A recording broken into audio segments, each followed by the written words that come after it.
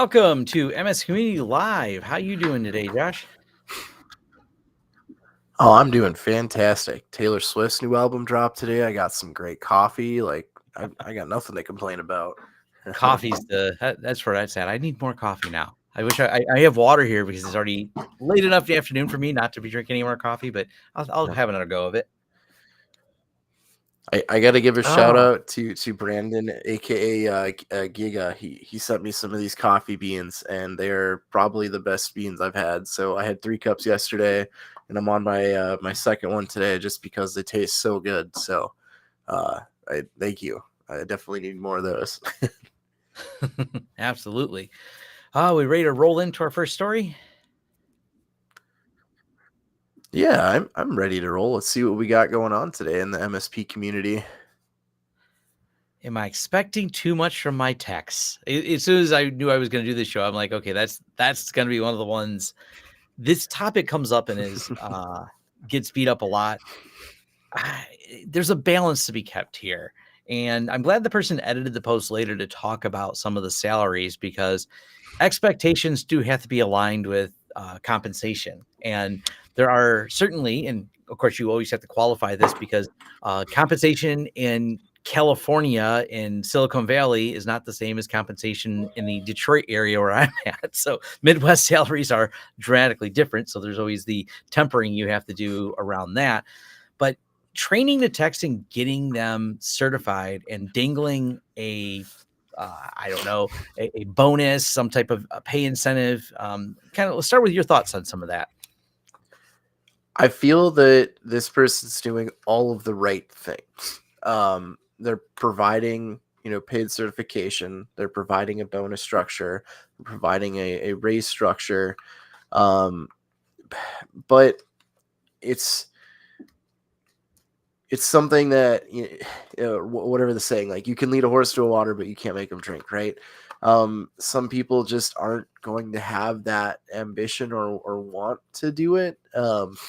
I know that was a thing at my previous MSP where I wanted to, I recognized we had an opportunity where no one was really cloud certified, to Microsoft Cloud certified. So I took it upon myself to take the MS100, the MS101, dive in, everything there is to know about that, and then eventually became the AZ900, AZ104, AZ305, plus some specialties. And it was like I had the same feeling. I'm like, guys, like other techs, like and friends, like, guys, we get bonuses like when we finish these, and like, we're growing, and there wasn't too many that took advantage of it. So the other side too is, I don't think it was announced in the post at all, but is there time? Is he giving them like 2 hours a day to focus on that? Because that could be the other thing, is like, hey, you need to study for these certs and do everything, but I'm also going to overburden you with tickets, and you don't have any time to work on it, and you got to do it in your free time. And I think it's I one of know, the top yeah. suggestions that was in there was to create a recurring ticket. If it's 2 hours on Wednesday, whatever that number is, whatever that time slot is, you get them to focus for a recurring period of time as a recurring ticket. This is your study time when you will learn this. And I was actually speaking with my friends at another company last night, and that's how they did their texts. They assigned them block hours to say your tasks, and they gave them a 4-hour block once a week to have an automation task they were working on that they needed.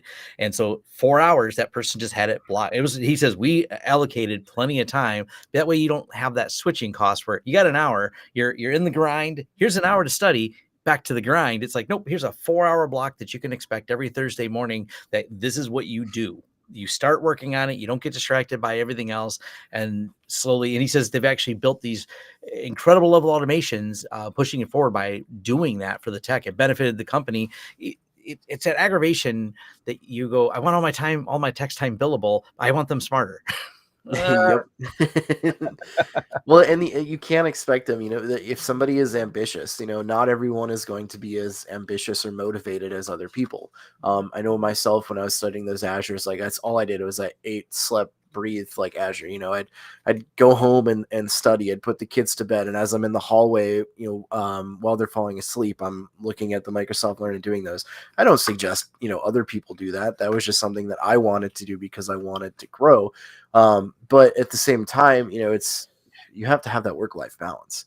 Yeah. And if I had a long day at work or a long, week at work, and like, is a 5K bonus worth me studying for 3 hours a night on my own time? Like, no. I value my time more than that. Well, and I'm among the people, so I empathize with other people like me. I last took a test in high school. I have not Mhm. done, 25 years of my tech career. I have no certifications, uh, never bothered with them. And I don't like test taking. I don't know what I would do if I had to take a test today, as I haven't done a test in, well, over 25 years. So some people I know are very nervous. They choke. They don't really, the testing can be very hard for them. Yep. And it's not always, I get it from my hiring standpoint to want someone who has some validation. It becomes a good reason. But once you're hired and you know that they're a good performing tech, we're setting the goals a little bit different, even at my company, where we're just designing workshops for them to do, so to speak, or challenges. We even talked about setting up as a CTF with a flag, like setting up this server under these configuration guidelines. You have time allocated to do it. This is how you get on the leaderboard on our, running it like a CTF almost, where we have, here's the flag, here's the goals you have to get to, which proves competency in doing it. And unlike testing, we're like, Google your way through this while you do it, because Yep. either way, the goal is to have you accomplish it, even if Google's open in the next tab where you're going, what's the command to do this? Because reality is, when you're fixing problems, I don't turn off your internet. You fix the problem for the client with access to our knowledge base, access to guides, access to the documentation for the product, and of course, the wonderful Stack Exchange replies that have Yeah, something in there. that was actually Um, until you get the one that says, "Hey, does anyone have this problem?" And then never mind fixed it. And like, you're just yeah, like, 3 years ago, where did this I, come from? But I, yeah, no, that was actually going to bring up to my exact next point, is some of those, like the testing. Like, there was a coworker at my last job. He's actually one of my best friends. He's been in the IT industry just as long as I have, just has the experience, but he's not a good test taker. Right. And it's really unfair to judge that. He knows what he's doing. You know what you're doing. Just because I have a stack of certs and you don't, like, you have the more experience, like, what the hell you're doing. And just because I memorized random Azure facts without having to look them up doesn't mean I'm any better. And I'm glad that Microsoft actually changed that to where you can use Microsoft documentation, because when I was doing those projects and those things, I'm not going to do it off the cup. I'm going to have Microsoft documentation and Google up on my other monitor to make sure that I'm doing things right. And that's so, maybe it is a thing with the certifications, but when it comes to the MSP world, there are benefits to the business on getting them. If you have yeah, those certifications, your Microsoft partner level can go up, or certain vendor certifications as well. And even vendors will pay for those. I know, various like networking vendors and things like that, different partner levels. But the other thing, and this is maybe a different tangent to go down, is I think we both agree that experience kind of trumps all of that. The certifications that are degrees are a great way to get a foot in your door. They're obviously great to have. There's no downsides to having them, but I will take experience every time, yeah. over someone's test taking ability. Well, and one of the things too that it's funny, this came up in the other day in my live stream, is there's no good certification for people who actually know how to Google things. And I'll admit, I was working with some internal staff last week, and I watched them Google things. I'm like, boy, you don't know the Google tricks. Like, why isn't that, that needs to be in parentheses. You need this, you need a minus this, because Yep. that way you land on the page you want, not fluff results, because God forbid tech names not have name collision with other products. Let's just Yep. call this language Rust. That surely won't collide with any search anyone does for anything. So Yep. yeah, I'm that looking for this problem, and all I get is a Call of Duty map. What? yeah, exactly. So I think there's probably more emphasis should be put on the ability to search, the ability to problem solve and walk them through that. Of course, there's no cert for being able to problem solve or being able to use Google properly, but maybe we'll get there Yep. one day, because that's my secret skill. Is I don't know what the answer is, but I know what terms to put it into Google to find it. And oh, I will definitely answer this question. Are the Google tricks going away since AI is much more efficient? No, not at all. No way. Matter of fact, the thing I joke about AI so much, and one, it's not a predictive outcome. So the computers are highly deterministic. It's ones and zeros leading up to, once we know the parameters in there, a deterministic output. This is exactly what will happen. These ones and zeros line up to occur this way. That means to solve that problem, there's a exact answer. There may be different approaches, but there's an exact science to it. AI gives us fuzzy answers. And that means in some ways is worse, because I was actually pulling up book quotes. I said, hey, summarize this book. And AI does a great job of that, or does it? It gave me 5 quotes. I realized one of them wasn't from the book. And I'm like, wait a minute here. Only because I read the book and I just wanted a summary, because someone says, hey, what's some good quotes from the book? And I just read it. And I said, rather to me paraphrasing, why don't I grab the phrases out of the book? It pulled a phrase that didn't exist in that book, but it confidently told me it did. So if I would have told that to someone, I even double checked. I'm like, did I miss that part of the book? That is from a different book this person wrote. It is from the right person, but only because I freshly read it. And that's where AI being able, if you're not talented enough or experienced enough to understand that it's the wrong answer. My friend shared some screenshots. He was using some of the tools. He wanted to write a Windows cleanup utility with Copilot. I love what it did. Copilot did this. It decided that you should delete all directories. It wrote the code for this to delete all directories except for the Windows directory to clean up your hard drive. I mean, it's not wrong. That's what I said. Windows would still be there. He goes, yeah, but every program is gone and Windows would be broken because it includes the user directory. It literally wrote basically RMRF exclude Windows. And he's like, I can't believe it wrote this. This is wonderful. And he goes, and awful. And if I was not an experienced technician, it would be funny to run this. Oh man, I was just actually going to bring that up about using ChatGPT or Bard or whatever for PowerShell. I've used it a couple times and it's spit out, hey, do this thing, and it's like, all right, here's your PowerShell thing, and I'm pretty proficient with PowerShell, and I'm looking at it, and my favorite part is when you tell it, that doesn't that's not a PowerShell query you can give, and it's like, oh yeah, you're right, I'm sorry, try this instead. I'm like, hold on here, if you knew it wasn't, why didn't you give it to me the first time? Yeah. So even to Travis's point here, you still have to have the base knowledge, and you still have to be able to Google to verify, the trust but verify the AI side. I actually think AI would help techs better with soft skills, because how do I explain this person HP sucks? I want to reply, HP sucks. Please put into, and this is where AI will do a great job. Please explain to users why printers are terrible. And it'll write 2 paragraphs, send it to the user. Cool. Now I got a response that isn't the response, because I think the next topic we can cover, which is, I think it's the a-holes in the MSP IT industry as a whole. Well, AI can maybe help these people temper, because I think you could ask AI this and it will give you a good AI is really a predictive word system. And if you put in the a-hole statement that you want to make versus AI, please make me sound less like an a-hole so I can send this email to a client, I think that is a great use for AI and would make your texts seem less like a-holes. Yes. Or and I like how it tries to be more empathetic too, because it'll tell you, and then it's like, remember, these people's feelings are etc. It gives you the counterpoints and purposely tries not being angry. So absolutely use it for that.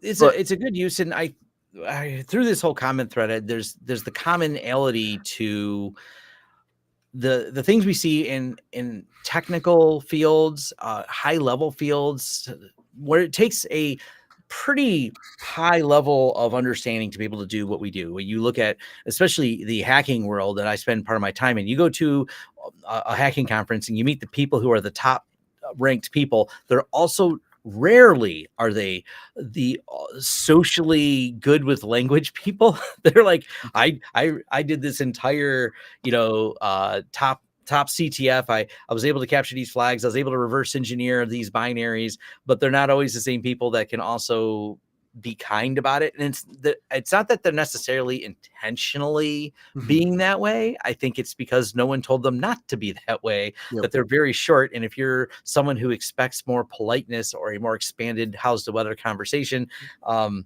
they fall short of that because they've never been trained in it. Well, and I don't think that this is something that's just IT. I mean, I think No. it plagues every industry, like lawyers, doctors, accountants, like the more specialized, things. Like, I mean, my wife has been in the healthcare industry for pretty much her whole career, and you have doctors who know, everything there is to know about a very specific thing, but they absolutely have absolutely no personal skills. They can just go around being an a-hole to whoever. They're not a good person, or maybe they lack a lot of common sense, but they know everything there is to know, about a very specialized Well, subject like a heart or whatever. yes, I will leave his name because it's unique off here because he would make it identifiable. We have a client, and the client's great, but they got that one guy, and every he you can't meet him without letting you. He likes to let everyone know he's got a doctorate in particle physics because he does. The company designs and builds. They design X-ray machines to do metallurgy. This is very complicated stuff. It's cutting edge. They can see inside and they can tell you the fatigue of metal on a plane with these scanning machines and stuff like that. So it takes a lot of engineering knowledge to be able to build something like that. And they, from start to finish, they machine fabricate everything they do there. And this guy is the brainiac behind a lot of it. He's an employee. He's not the owner. But in every email, he's got every one of his doctorate, his all kinds of related things. And if you meet him, that's the first thing he lets you. Did you know I have a doctorate in particle? I just want to let you know I have a doctorate in particle physics, or I can't remember exactly what it is now. He's insufferable.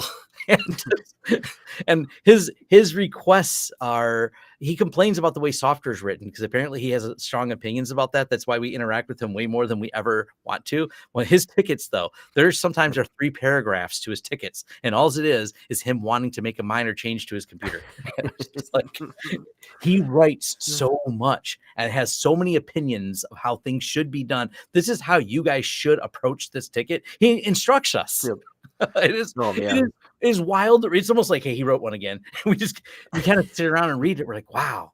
Just Well, I mean, to the other point, let's talk about the MSP industry. I mean, Mhm. there are people who get into IT because they might be introverted, and they're like, "Hey, if I work with IT, I can work in computers. I can hide in the server room where no one can get me without badged entry and just do my job," which is nice some days. Don't get me wrong, but the MSP, I mean, it's a managed service provider. Yeah. You're providing a service, and I know I've said this on multiple, MSP Live or other webinars that I've done or been on.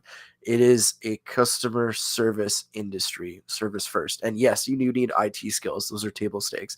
But what really sets someone apart is the ability to build the relationships, build the partnerships, and have the social skills. So, if you are looking for more of an introverted, that maybe an internal IT or a programming thing is more kind of your style, but having those soft skills is so important to have in every, again, not just IT. I think in every industry, in every whatever position you're being in. Yeah. Learning the soft skills is probably the I always biggest say you helper. can teach somebody what buttons to push on a keyboard, but Yeah. I admit, fully at a young age, I was insufferable, and only because the company cared about me. They actually had a management coach that came in and did training, and he spent some time with me. As a matter of fact, the first 5 minutes of sitting with him, he told me I was quite the a-hole, and that's why he was here. And I was like, it caught me off guard for someone to tell me that, but I'm so happy he did. I actually learned a lot, and I became a better person because of it. Because I, at a very young age, had a really good career in tech, which of course meant I was smarter than everyone, and I was really willing to tell you that. And if you argued with me, I'd say, "Look, I have a cool job and I make a lot of yep. money." Ha ha. And turns out that's really poor form, and I was quite the ass when I was younger. But I learned and got much better, and I'm happy this happened to me very young. I was like 20 at the time, which I think a lot of 20-year-olds are generally insufferable sometimes. That's the nature of that age too. Sometimes when you're young, you kind Yep. of you can have a little bit of an attitude. But yeah, learning those soft skills, and there's even a term for it. Even if you are someone who actually is on the spectrum, the term is just masking. You learn how to incorporate. It's not necessarily easy.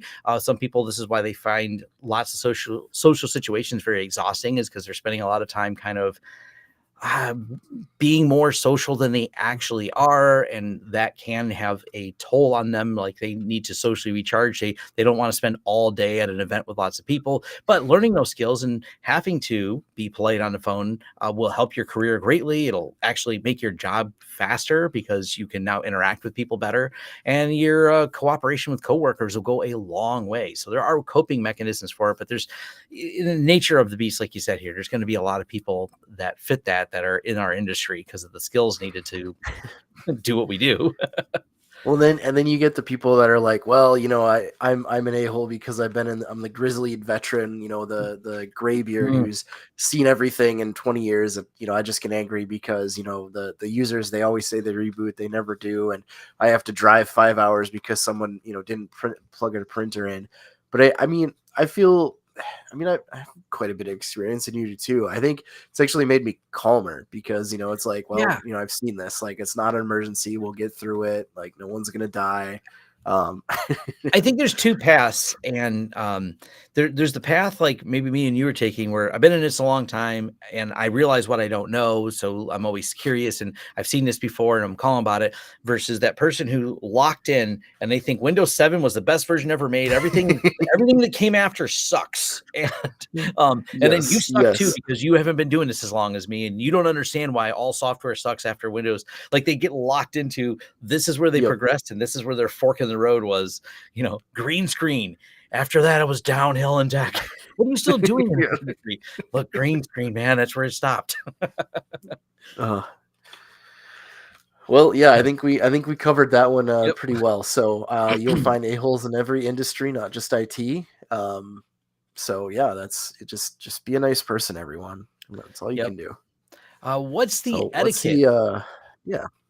What's the etiquette on telling clients you're leaving the MSP? And I think the top answer nailed it here. Whatever your boss says it is, which is usually saying nothing. It's I S- I wanted to cover this from someone's perspective as a boss who has employees who are no longer there that were very interactive with the clients. So I did not want or at all for that person to go around telling everybody that they left. They parted ways, they left, they chose not to work there. They were not canned or anything like that.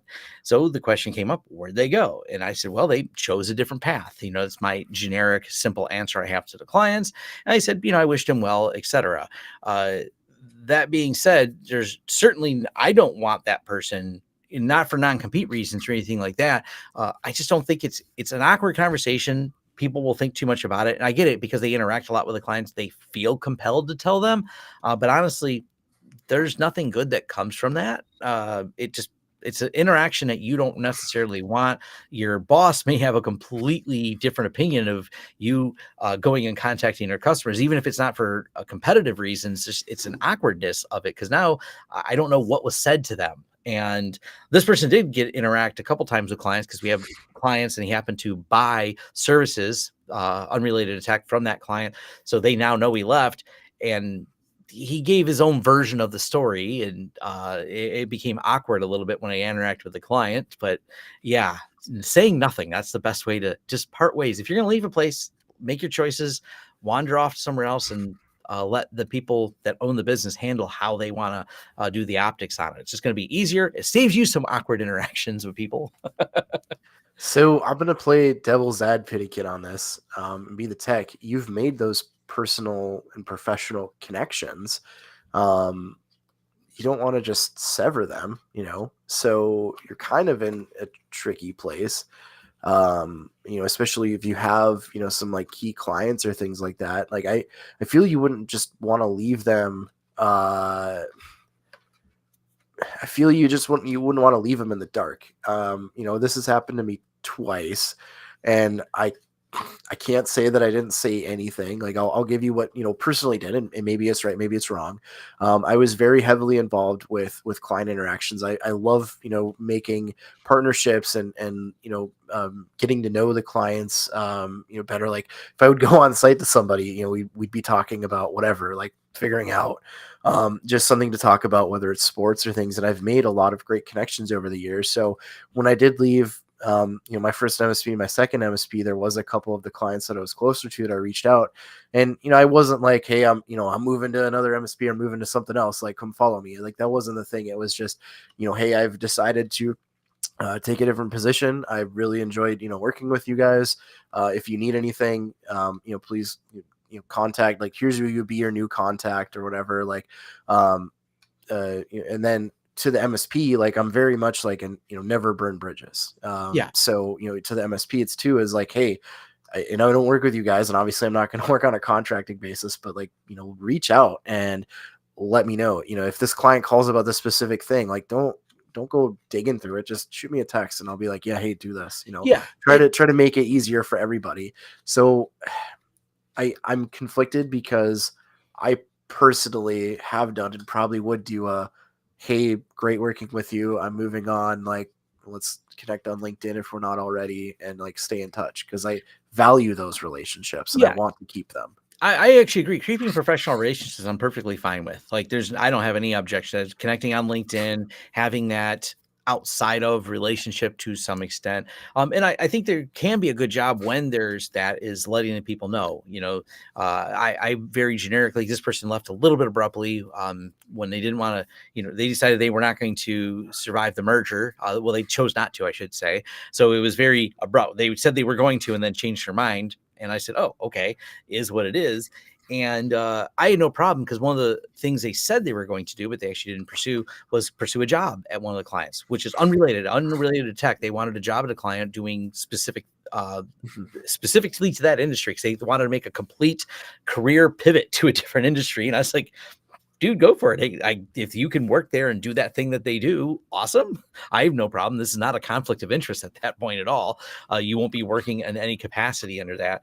So, I've never been the hard line with any of them, but I think your approach is not wrong either for doing it. You've got to figure out, each situation is different when you're not trying to burn the bridge. And I've had plenty of people that have come and gone over the years, because having a company for 20 years means some of them come and go, but no burning bridges. People tell me, hey, I got another job offer, I'm going to do this. I'm like, hey, if you want to come back, you've been great. Let me know when your last day you want to make it. And I'll let people know that, you wandered off, and happy trails, man. Like, Yep. Yeah, definitely don't, compose an email and with years later. Yep, absolutely. That's how I am. I mean, I still talk to people from my first job, my, second, third, fourth. Like I've learned something at each job, and whether like I left, try to leave on good faith, even though if I wasn't happy, or whatever the reason may be, like I still value the connection and the things that I've learned there. So just trying to maintain those relationships. But yeah, I mean, there's an extreme. You don't just compose an email and send it to all your clients saying like, hey, I'm out, peace. Right. Keep it professional. And I think somebody like in the comments said that their boss actually did it on their behalf, is they message all of the clients and said, hey, so this person's leaving. They ended up getting a bunch of nice messages from the clients. So that's kind of a cool way to do it as well. The clients thanking them for helping them over the years. Yep. And speaking of departures, I think our last story is we grabbed this one from PAX 8, but let's just talk in general. This is going on in the industry right now. There's some tech layoffs across the board, specifically in the MSP industry. We've seen announcements from some of the big players. This is one of those things that without being there, without being at that management level to know exactly why, it's a lot of speculation, and it creates a lot of noise, but not necessarily news, because they're not percentages that are market movers. They didn't lose half their employees. So none of these companies did. They didn't even lose 20% of their employees. It's these small percentages. Now, part of me wonders, and this is where I'll go speculative on here, because I don't know. I'm not friends with the CEOs of these large companies. I know who they are, but some of them have bought me drinks. So I'll admit I do know them, but they certainly are not sharing this level of detail with Tom. So I can speak freely here. Years ago, they had the CEO, Jack Welch. He was CEO of GE. And one of the things that Jack Welch is famous for is you just fire the bottom 10% of people. This was like his legacy that he said, you just go around, you fire 10% of everybody. And I don't think that has been proven to be sound business logic. I think the company grew despite some of that behavior. But this started this whole cutthroat thing we did through the 80s and 90s of we just churn for the sake of churning. And my friends who have worked at very large corporate companies, they've been handed edicts before. My friend runs part of the cybersecurity division for a Fortune 500, and he goes, it's crazy. They don't tell me any parameters other than you need to cut 8% of your workforce. You mean 8%? Like who? They're like, whatever 8% equals out to be. Who is your problem is what they tell them. This is your new edict. We just want some churn. Just figure out your lowest performers. And he's like, that's the meeting. Like, and people at the top go, see, I saved us 8% on that whole division. No, you didn't. You just handed someone a problem who has to have a personal conversation with people. And without knowing the whole dynamics of it, I don't know if it's really needed, if they have that dead weight people they're actually carrying around. It's really become speculative from the outside because you just don't know unless someone's willing to really spill the beans on what's happening. So I always refer to these as noise, not news as much. They get in there and all the companies do it at once. So they can all hit the news cycle. All the news articles can try to publish as much content as they want, and everyone's going to forget about it by next month and we won't even talk about it again. Yep. Have you ever been a part of a layoff, or have you been in a management role where you've had to let someone go? No, I was lucky enough that I didn't. Even with my department, the only thing we did do that really sucked was I worked in the Ford supplier network, and we had to cut the company's cost for almost 60 days by 40% because Ford had this big incident with tires, and they didn't have enough tires, so they stopped their shipping lanes. And we were doing $40 million a year, and 91% of that revenue came from Ford, of that 41 million. Man. So all of a sudden, Ford's like, we're not paying you guys for almost a month. We're like, oh, what do we do about that? Because it turns out people still want to get paid, even if there's nothing to do. So we had actually, everyone just took like a pay cut for a month, which was really suck. But it's better. We couldn't lay them off because by the time you filed for unemployment, you'd be back to work. So what do you do? The options are file for unemployment and get that back. We gave people options and things like that. In my department, we just took the pay cut because it was like, whatever, we're just going to lose. The other choice is getting laid off and getting your unemployment, which back then I think you used to took like 90 days before unemployment to give you the money. So it was a mess. Yeah, there's no easy. Just lays it on you. How about you? You've been laid off before like that? I used to work at a call center, and the call center had multiple accounts, and I worked for an ISP account, and that ISP decided to pull out of this call center, and this ISP was the largest account of the call center. So there was about 80 or 90 of us that were laid off, and it sucked. They brought us in, corporates in this meeting room, and they announced like, hey, this account is pulling out. So unfortunately, you have to lay out, and there's only 5 positions open on the other accounts. So, hey, we're sorry, but it is what it is. And you get jaded because, like, I remember, and this is very, very early on in my career, I'm like 18, 19 at this point. And you're just like, well, screw these guys. Like, they're up there, like, all happy, like they have their jobs, and what, like, it doesn't affect them at all. Like, glad to see them smiling and, not caring or whatever. But, I was fortunately one of the people, being as I was one of the top performers, that I was able to get a job on the other account, but it's never easy. And then, as it's pretty well known, I've been in the restaurant industry for many years, and I was a general manager. So I've had to let my fair share of people go, and it's never fun. I mean, there's some people that you don't miss letting go, but it's never fun letting anyone go because everyone's a human. Like, yeah, even if they suck at their job, like, it's still like you're removing their source of income, but you still have to do it. Because that was another thing. And some managers are like, I can't fire anybody, I just can't do it. I'm like, you have to. You're like, sometimes you have to. But I've never had to lay anyone off, right, without a reason. Like, every time that I've had to let someone go, there's been a documented reason. And at the call center, it was so hard to fire. But I had a guy who was just like skipping calls. He'd just sit on hold so he wouldn't get calls. And I caught him, and like I pulled all of his phone logs and everything. And I'm like, dead to rights, like, okay, everyone gets one, right? let's write him up. And then, if he does it again, he's gone. But no, because it's a corporate, you have to follow the verbal warning, the written warning, the final written warning. It's like, he kept doing it. He had 5 chances to not do it, and he kept doing it. But yeah, so luckily I've never had to lay anybody off. Everyone that I've had to let go has been for a reason, but I have been laid Those off. are a little bit easier because you got some justification for it. So yeah. Well, I think we got time for, go ahead. Let's see any closing statements. One more story. We got time for one more. So what's your pitch? It really comes down to one, I got good with some of the soft skills, and one of the things I do, and maybe it's just me, maybe it's because I don't have the most professional attitude. I'll just throw that out there for anyone that knows me. I don't take myself or the business too seriously. I take cybersecurity, I take what I do serious, but I have a more lighthearted approach to it. And I will say on a call when I meet people, so tell me what sucks. And how can I make it suck less? And those are sometimes just icebreakers. I don't like too much tension in a room, or we're the best in class, blah blah blah, whatever. Our tool stack doesn't stink, the other people's do. First, I never make comparisons to the other people, whoever you were using, but I ask them what sucks, what are your pain points, and those are good opening sales calls. One of the reasons I do it that way, and I'll make notes specifically what their big pain points are, because if they don't switch to me, I do the pitch and I don't hear from them for 2 weeks or whatever the predetermined time. Like, hey, can I call you in 2 weeks? Can I call you in a week? The conversation starts with, does that insert name of thing you told me sucked, insert name of your pain point. Hey, still got that same pain point? Does that still suck? And can we have a go to try to make that suck a little less for you?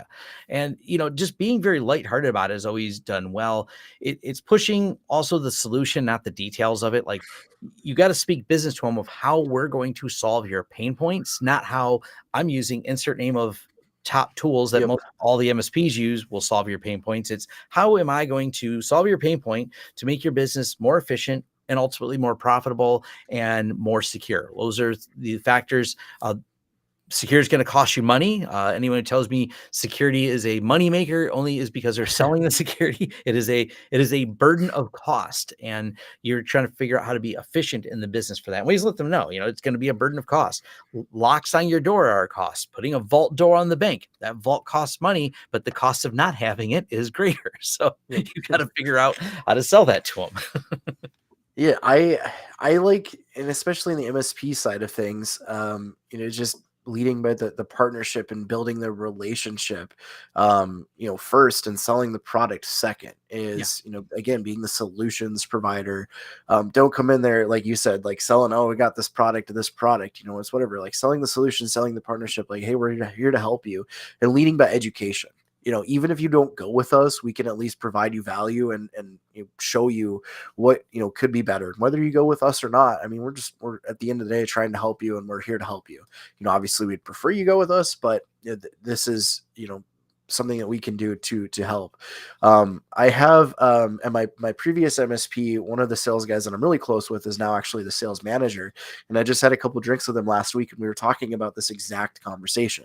Is he hired a new sales guy who came from selling farm equipment, and he's going around to his clients, and the first thing he does immediately is try to sell them, like, hey, you need this solution, like you need X, Y, Z. And he's like, you got to knock it off. Like, don't, like, in the MSP world, you got to build the relationship. Just listen to them. Just shut up and listen. And just like connect with them. And eventually through your conversations and getting to know them better, hey, you're having this issue. Well, we can help with that. And not just like, hey, here's a product, like you need it. No, here's an issue, and here's how we're going to solve it. I mean, I did the same thing like way back in the day when I worked at Best Buy, like working retails. People would come in to buy a computer, and it was never like, oh, you need the Mac, the Dell, whatever. It's like, no, what are you trying to do? Like, are you gaming? Are you video editing?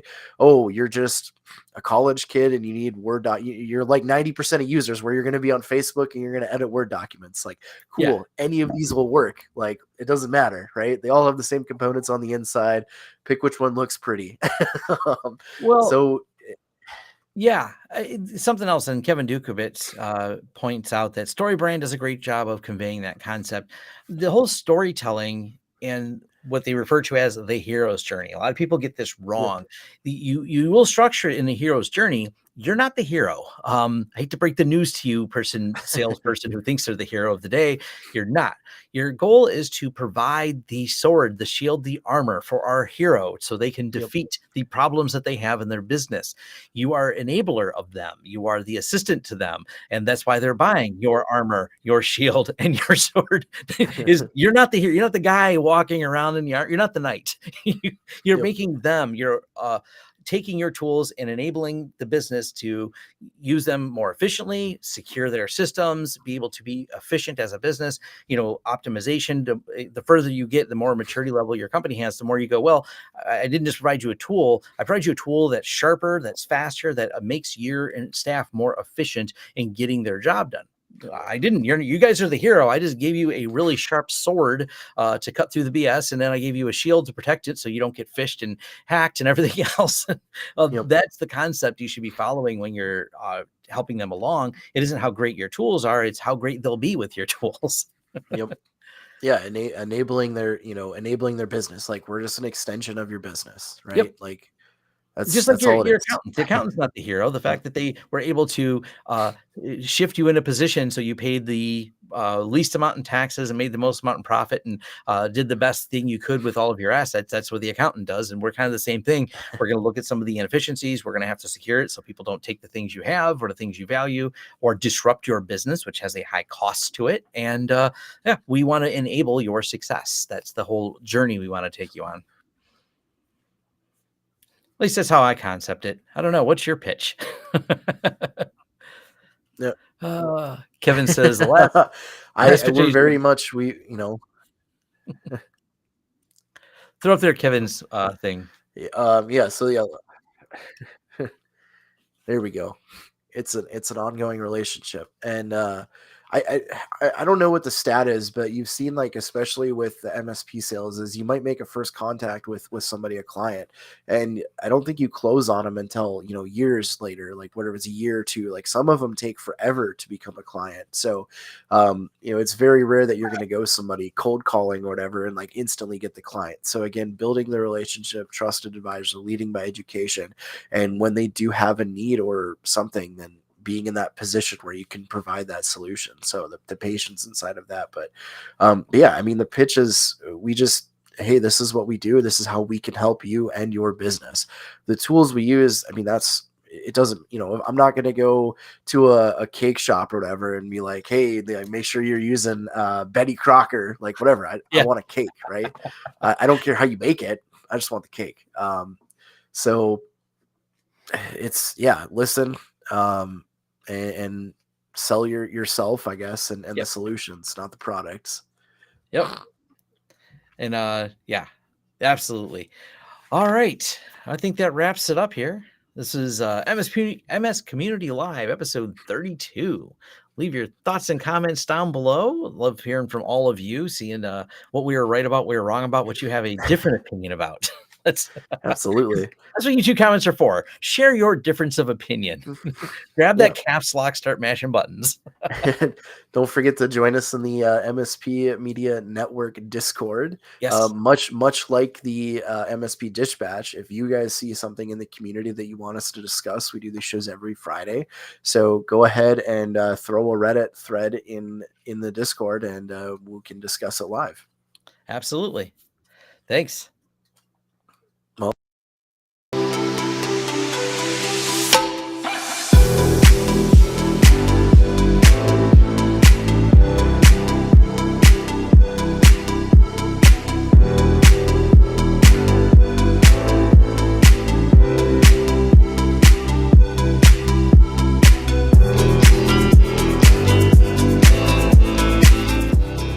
This has been a broadcast of the MSP Media Network.